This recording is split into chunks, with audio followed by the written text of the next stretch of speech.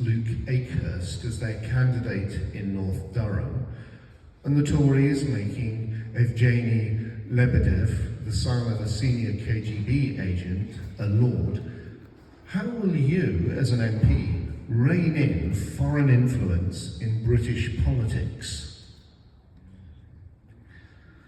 Do you want me to repeat the question? Yes, please. Right. With Labour fielding an Israeli lobbyist, Luke Akehurst, as their candidate in North Durham, and the Tories making Evgeny Lebedev, the son of a senior KGB agent, a lord, how will you rein in foreign influence in British politics? And the first person up for this is Tom. Wonderful, thank you. Blimey.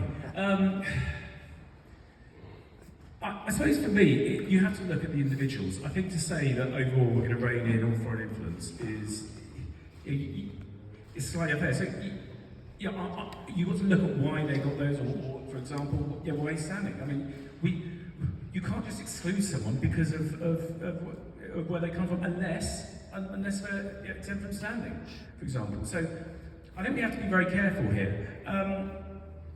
I think as an MP, you have to do what you believe is right. So you have to look, for example, at the security of the country, and if you feel there is a foreign influence coming in, then you have to be the one to be brave enough to stand up and say something about it, which of course I would too. But I also just don't believe in excluding people just from where they come from.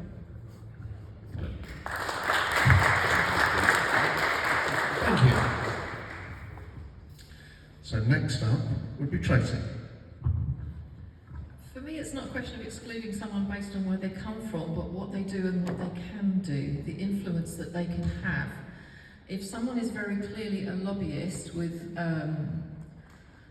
such strong principles that they clearly are going to want to skew things in their favour to fit their beliefs, their agenda, then there needs to be questions asked about that. Lord Lebedev should never have been admitted to the House of Lords, and it just illustrates why, one of many reasons why the House of Lords needs reforming. It should be an elected second house. And we shouldn't allow outgoing prime ministers who've lasted less time than a lettuce to flood it with their favourites. There should be some proportionality and democracy in the Lords.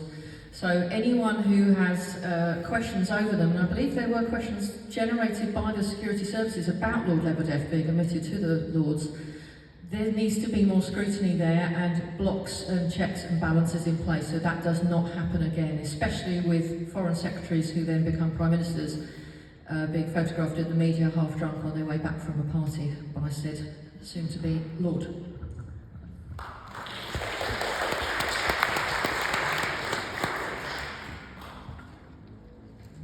Thank you very much, Tracy. Now steps over to Krishni to be able to address the question. What a loaded question. With regards to Luke Akehurst being selected as one of Labour's parliamentary candidates, first and foremost, I want to say that he didn't get selected because he's an Israeli lobbyist, to put it in quotation marks.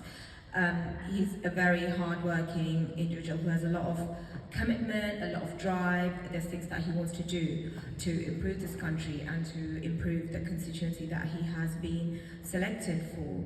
And that is primarily why he was selected. And to assume that that has foreign influence is not necessarily right.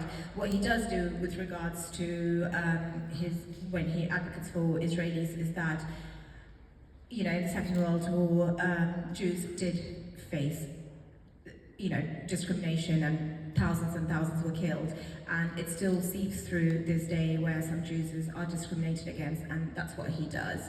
But just like Tom said, we're agreeing on quite a lot of things today.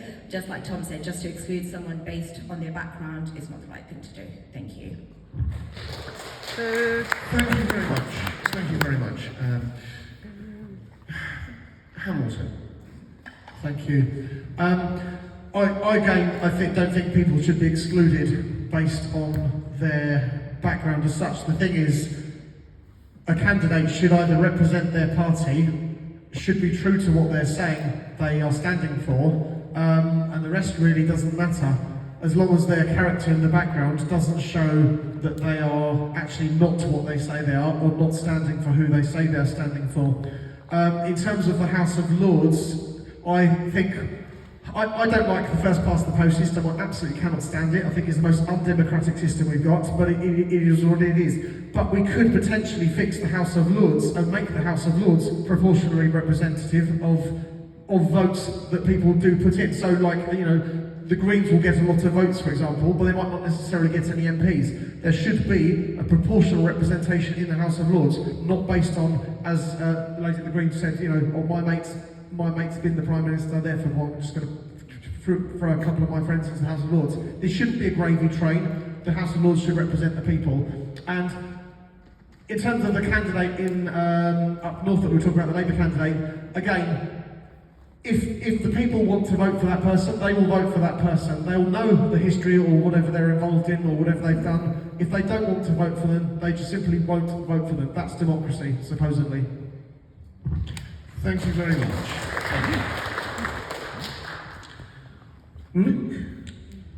So I think I broadly agree with what Kingsley said there. In response, in the specific example of the Labour candidate, I mean, he wasn't selected because he's hardworking. He was parachuted in by the Labour Party to consolidate influence of a particular group from the NEC. I mean, that's clearly what happened.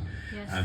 If local voters don't believe in what he's pushing, they won't vote for him, and I think that's fine too. I don't think you should focus on the individual. We should focus on getting big money out of our politics, and we should concentrate on identifying foreign countries that are a risk to our democracy. China, for example, is a risk to our democracy.